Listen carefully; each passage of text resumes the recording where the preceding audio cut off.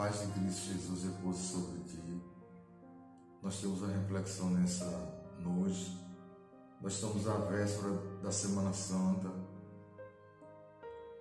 e logo lembramos que Cristo, o nosso Salvador, é exemplo máximo de humilhação. A palavra de Deus vai dizer que Ele se esvaziou, Ele se fez servo, Ele se humilhou a si mesmo a ponto de ser sacrificado no madeiro para a remissão de homens e mulheres pecadores que não mereciam tamanha graça. Então Ele se humilhou na condição de santo perfeito. Mas a palavra de Deus para essa noite é de que nós devemos seguir o mesmo caminho da humilhação perante a Deus. Mas a nossa condição é de seres pecadores, injustos e merecedores.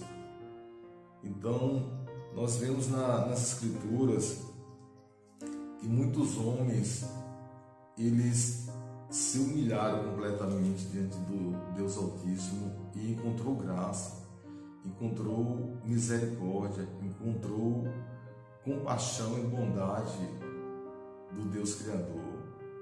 E isso, alguns se humilharam em favor de uma nação, em favor de uma grande comunidade e alcançaram essa graça. Como outros também se humilharam no plano pessoal e encontraram uma resposta de Deus também. E nós temos vários exemplos nas Escrituras. E sempre quando, diante de um cenário muitas vezes de destruição, de desolação, de ruína, de desesperança, esses homens, eles vestiam roupa de saco de pano, eles se lançavam na cinza, eles jejuavam, eles oravam, eles ficavam prostrados ali, quebrantados diante de Deus. E Deus via que havia um verdadeiro arrependimento e Deus trazia a sua misericórdia, trazia um favor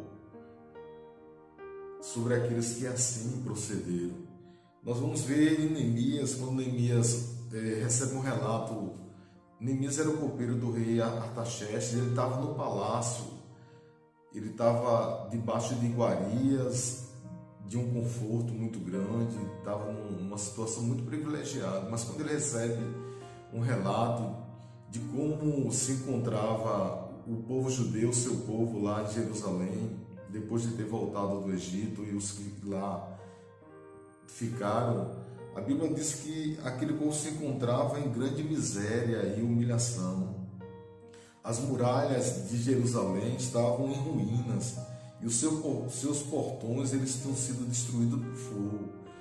Quando aquela informação chega até Neemias, ele imediatamente toma uma atitude de humilhação. A palavra de Deus vai dizer, quando ele ouviu essas palavras, ele relata, ele se sentou, chorou e se lamentou por alguns dias.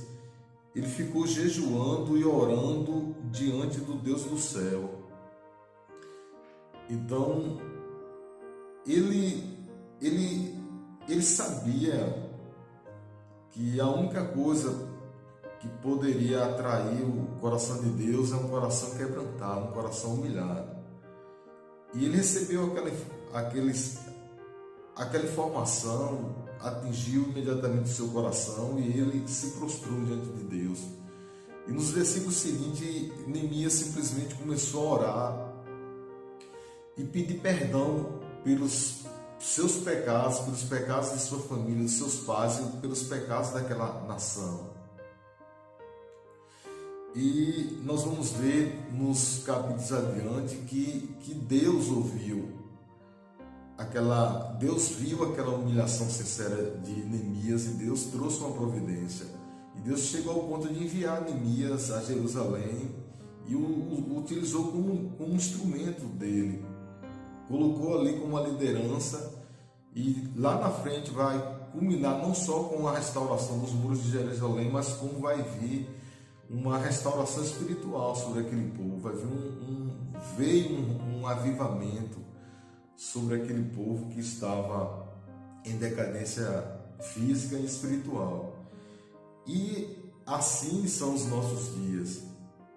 Também a palavra de Deus vai falar que Acabe era um rei pagão, um rei iníquo, um rei sanguinário juntamente com sua esposa, um rei que não obedecia à voz do Senhor. Ele recebe ali uma profecia através de Elias. Era uma sentença de uma série de coisas terríveis que ia lhe suceder a ele e a sua esposa. E ele, tomado de pânico, ele caiu na real. A palavra de Deus diz que quando Acabe ouviu essas palavras, ele rasgou as suas roupas, cobriu-se de pano de saco e jejuou. Ele dormia vestido de pano de saco e andava cabisbaixo. Então a palavra do Senhor veio a Elias, o tesbita, dizendo: você viu como Acabe se humilhou diante de mim?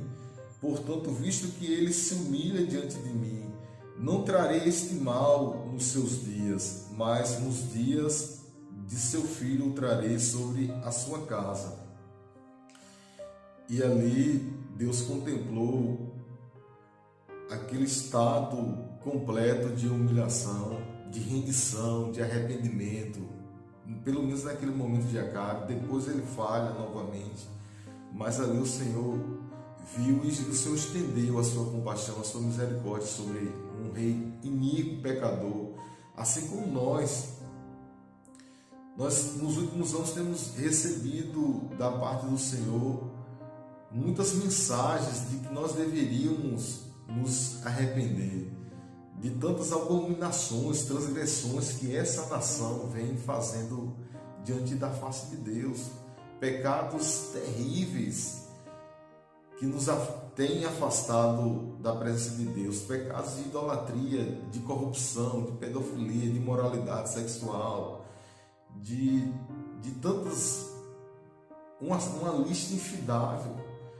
E até então a nossa nação não dava ouvidos. Eu me lembro, só para ter uma ideia, em 2019 Deus usou um pastor Luciano, um servo do Senhor, se vestiu de panos de saco, saiu pelas ruas de Miguel Comum pregando arrependimento. Estava ali pregando, humilhado, alertando o povo. Eu me lembro também um pregador de rua, um evangelista, ele já foi em cerca de 38 países, Philip Blair, e o Senhor encomendou, ele foi em 10 cidades americanas principais, vestido de pano de saco, está lá gravado, e levou uma palavra de exortação para que aquela nação se arrependesse. Na última, antes mesmo do auge da pandemia, ele pedia ao presidente Trump que convocasse a nação para um jejum santo, e aquela nação não deu crédito. E nós vimos o que tem acontecido lá. Esse homem de Deus veio pregar o evangelho aqui o ano passado, mas veio novamente, e dessa vez veio vestido de pano de saco. Foi em cerca de 4 cidades, inclusive em Brasília, exortando o povo brasileiro a se arrepender dos seus pecados, a se humilhar diante de Deus, e convocando, pedindo ao presidente que convocasse um jejum santo também a toda a nação. E nós não demos crédito. E olha a situação em que se encontra nesse momento o país. Mas de uns 15 dias para cá, nós temos visto um entendimento da igreja, uma mobilização dos cristãos. E os cristãos têm se ajuntado para se humilhar diante de Deus, para pedir perdão dos seus pecados e de toda a nação. Nós vimos uma proliferação dos ciclos de oração, muitos grupos de WhatsApp sendo formados nos últimos meses, pessoas se reunindo demorou, de fato, mas nós estamos caindo na real. E graças a Deus que milhões e milhões de servos do Deus Altíssimo estão se humilhando nesses dias, estão buscando intensamente a face do nosso Criador, pedindo misericórdia, pedindo compaixão, complacência, pedindo que o Senhor venha com mão poderosa, trazendo o sobrenatural milagre dele para essa nação, para restaurar esse momento de muito desespero, de muita dor, de muito luto que está não só sobre o nosso país, como sobre o mundo. Então a palavra do Senhor é esta, que possamos pelejar, permanecer, não só por conta desse período, porque nós estamos em necessidade extrema, mas porque esse deve ser o padrão do servo, do Senhor, de estar sempre se humilhando, sempre confessando as suas falhas, os seus erros, porque o nosso Deus é bondoso, Ele é generoso, Ele é compassivo, e nós cremos que depois dessa grande tempestade virá um tempo de bonança, um tempo de muitas conversões, haverá um tempo de um avivamento muito vigoroso sobre essa terra. Vocês verão, nossos olhos hão de contemplar o que Deus fará, porque o nosso povo tem se encontrado, tem buscado se apresentar diante de Deus em humilhação, e assim como Ele estendeu a mão poderosa dele em favor de tantos reis, de tantos profetas, de ajuntamento do seu povo, de judeus, quando eles estavam quebrantados e arrependidos, humilhados, em panos de sangue, em sacos, em cinza, com a cara no chão, Deus atendeu e restaurou aquele povo, restaurou aquela nação. Assim também nós cremos que acontecerá conosco. Nós não precisamos vestir panos de sal, mas a nossa atitude tem que ser de humilhação. Nós precisamos rasgar não as nossas vestes, mas os nossos corações, como diz lá em Joel. Que o Senhor te abençoe, te guarde, que o Senhor te livre, te blinde a tua casa, o teu lar, que o Senhor possa, no nome do Senhor Jesus, visitar todos os enfermos, todos aqueles que estão nas UTIs, entubados, tendo dificuldade de respirar, porque o nosso Deus é o fôlego de vida, que Ele possa soprar fôlego de vida àqueles que assim estão precisando, que o Senhor possa trazer ânimo aos desesperançados, esperança àqueles que estão tristes, abatidos, depressivos, que a graça do Senhor possa nos sustentar. Só ela é suficiente para nos sustentar nesse tempo de provação, mas nós cremos que maior que está em nós do que o que está no mundo.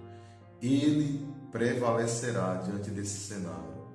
Nossos olhos verão e nós temos glorificado, nós vamos glorificar cada vez mais o nosso Deus, porque Ele é fiel em suas promessas.